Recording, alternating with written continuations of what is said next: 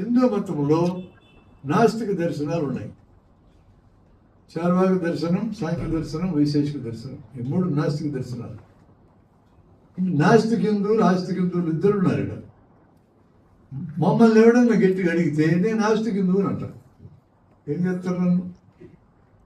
ఇది కూడా ఒప్పుకుంది కదరా మన మతము. ఒప్పుకుంది కాబట్టి నేను నాస్తిక హిందువుని రాసినారు. నా పేరేదిగా హిందువు అని. నేనేం వదులుకోందాన్ని, నా హిందువునే నేను.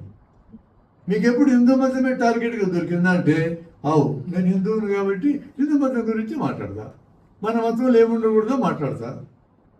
వాళ్ళు రెచ్చగొడతారు. తుర్కాల గురించి మాట్లాడు, క్రిస్టియన్ల గురించి మాట్లాడు. నాకేం పని పోయి వాళ్ళ గురించి, వాళ్ళ మతాల గురించి వాళ్ళు మాట్లాడుకుంటారు.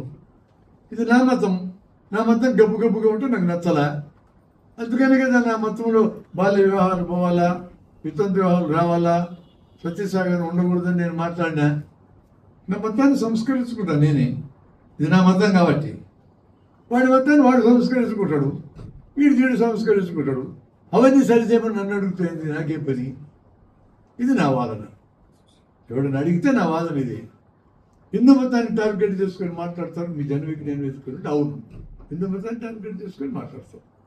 మా జన్మవిజ్ఞాన వేదికలో ఉండే హిందువులందరూ హిందూ మతం గురించి మాట్లాడతారు. మా వేదికలో ఉండే ముస్లింలు ముస్లిం మతం గురించి మాట్లాడతారు. మా వేదికలో ఉండే క్రిస్టియన్ మతంలో మూఢనమ్మకాలు మాట్లాడతారు.